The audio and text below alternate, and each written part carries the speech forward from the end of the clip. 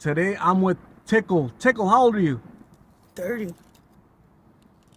Tickle, how long have you been lost in Phoenix? Since I was 8.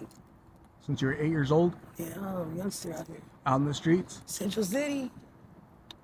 Just what, instability at home or what? Yeah, you got orphans that are, orphans that don't have parents. You got orphans that are poor because their parents. You got better luck in the streets than being at home. No robbery at home.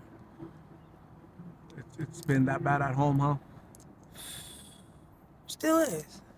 Is it? You're not in communication with family, parents, siblings? Nope. I'm just orchestrating a plan to get mine. Get yours? Get your family. Yep. Okay, speaking of family, looks like you're a little pregnant. How far along are you? You know what? I don't know. I just gotta keep on going. You haven't gone to a doctor? Nope. I got an interview with Hardships on Monday, or tomorrow morning. I gotta bite the bullet and get this done because I'm feeling about ready. Hushabye Baby is like a place for pregnant women. Yeah, it's for using moms. It's better than any other program because they're not supported by the states. They don't abide by the rules of taking your baby and going to CPS for help and all that shit. You get to make your own plan. And what do you think is going to happen when you contact Hushabye? Like, what, they're going to take your baby for adoption or what? No, me and I'm gonna go, get ready to have a baby. But I'm gonna get housing, get clean, start all over. I got one baby in Mexico. I'm bringing her home. How old is your baby in Mexico? 8. 8 years old? I raised her, most of the time, but me and Dad divorced. And he pushed me out here because he had to have the hierarchy. So the baby's father is Mexican, from Mexico? And you guys divorced and he took the baby to Mexico? When was the last time you saw your 8-year-old child? Just last weekend. He brings her back and forth a lot. He tries to bargain trip. Okay. That's good, right? You have some type of connection with the baby? Yeah, with her, but I don't like that she has to see all this. Because she's smart. She's not dumb, baby. All this as in you living out here, living this way? What is she? He'll bring her out here 30 minutes before, he calls me and tells me they're here.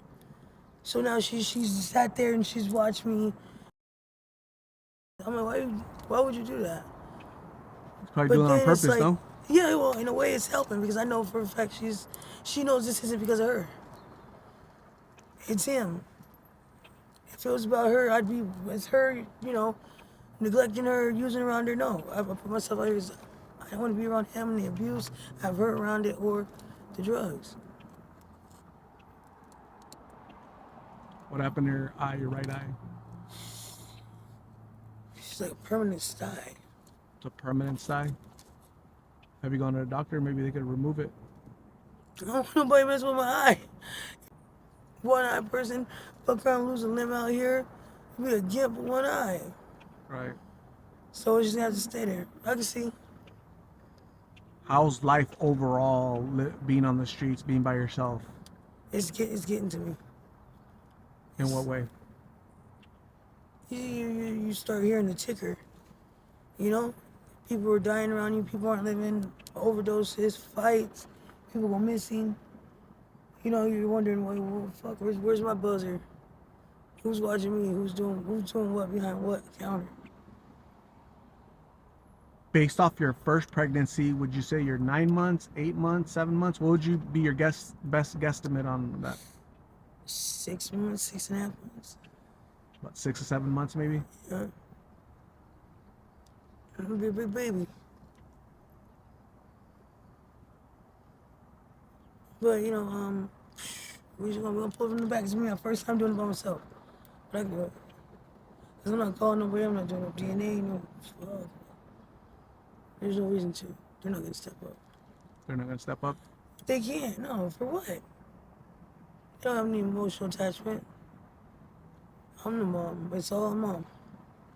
Was it a boyfriend, a one-night stand, a Boyfriend? boyfriend? But it was too toxic. He grew up, dad, mom's full of shit, And his family's straight out of Mexico too, so here we go again with the hierarchy shit. I can't walk down the street with somebody without his mom She's walking down the street, another guy. Okay, yeah, we're out here hustling. Sometimes you gotta get to the hustle. Are you like only exclusively attracted to Mexican guys or what? Just, I guess that was the flavor. Wow, interesting. Um, I've seen lots of pregnant women out here. I've seen young people out here, females that are by themselves, older, younger. What's happening out here? Why do you think everybody's addicted? Not everybody, but a lot of people out here are addicted. Different colors, different races, different socioeconomic backgrounds, educational backgrounds. What's happening? Fall. It's a fall in the economy. The economy. It's a big fall in the economy. And the only way you could vice was to use. And we had no coping skills. The schools out here are shit. You have no interest in nothing. There's zero interest in anything out here. They don't. It starts with the school programs. If you invest in your kids will, have value in themselves because you have value in them. But you send them to public schools, you better hope your kids listen to you when you tell them, don't do what I did it for you. There's a road to fuck a shortcut. But most of them, they want to hit the good foot too. Fentanyl's got a whole nother claw in people today. Watching grown ass men cry, sacrifice their sexuality, all kinds of shit for this drug. I've heard that a lot. Unfortunately, it's sad. Don't you think it's sad? It's bad because it's a lot of the young boys out here. A lot of them, so-called OGs or whatever, that was supposed to be taking care of them, making sure they're straight out here, were the ones that were so-called caretakers, were pedos. Abusing them? Oh, more than abusing them, using them in the worst way possible. That goes for young men and young women, right? I think girls got it easier sometimes. Really? Why is that? Because it's a man's world, it is. Everybody's looking at you to be strong, do what's right, know how to do it. If you don't do it right and know how to do it right, your goose is cooked. You're a punk. So you already out here, there's a lot of boys out here who get beat up all kind of shit and they don't fight back. They just take that L. So now they get to walk around just for some empathy, for a pill, for a hit, for a slide. Like, damn, bro, you didn't even try to defend your honor. You got the other side is bullying, extorting their own people, their own class, their own gang. Whole neighborhood extorting each other. It's really sad. Man. It's really sad, right? Yeah, but we're gonna clean up around here. How much longer do you think you'll be out here? It's a big ass guess, but I'm hoping to nip it in the bud real soon. I'm getting tired of this shit. You're 30 years old.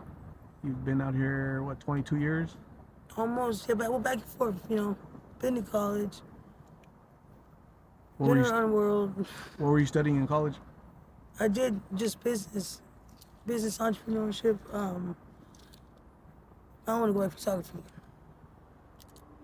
You what? I want to go back for photography. Photography? Yeah. Okay, you could do it. I'm gonna have to. You just need to be stable though, You need to be off the streets and just sober and, right? Yeah, because the only thing I'm craving right now is a roof and a remote. I've interviewed some pregnant women. They have 7 kids, 10 kids, and they're out here. A question that I ask to pregnant women that are out here in the streets is, what do you think if the state offered women that are out here on the streets, if they said, hey, we'll pay to tie your tubes for free, we'll give you $1,000 stipend, credit, whatever, to tie your tubes so that you don't keep popping out kids that go end up in the system, and it's just a cycle. That's an insult. Think so? Popping out kids going to the system. I was in love. I was on the wrong track. I thought maybe having a baby would keep the man. Maybe I was afraid to lose the man. Maybe the man got me pregnant. How about you offer a system where, hey, you're on drugs. You need to get into a program that'll taper you off of this drug while you can still keep your kids at home with you. Or open up a prison that has beds for mom and children. Because that's how it's going at this point. You got the mom and the kid using out here. They're both going to prison anyway. Put them together. They need to build the family up. Breaking the family down or tying her tubes ain't gonna fix shit. She's just gonna fuck. She's be responsible for things. be responsible for her kids. The only way you can force somebody to be responsible for their kids, fuck it, they're going to jail together. They gotta go to jail. They gotta go military together. Everything needs to be built on a family structure. It's no longer me and my kids. No, me, him, and the kids. Force that dad to stay around. You don't go and pay for your kids when you go to jail. That's not enough. You don't be there for your kids when you go to jail. So Tickle, it was really nice meeting you. Okay, great conversation. I really hope that you get out of here really soon. I really hope that everything turns out for the best for you, your 8-year-old daughter, your unborn child, just your future. Okay, you seem very strong. Uh, Mentally, you're there. Use that strength to get out of here. Lift yourself up. Don't be stuck with the hand you were dealt when you were born, right? To failed upbringing. You know, what are you gonna do going forward? Okay, so make your 30s awesome, your 40s awesome, and the rest of your life amazing. Okay, so Tickle, thank you. I'll check in on you very soon. We'll talk again. Okay, Okay. bye.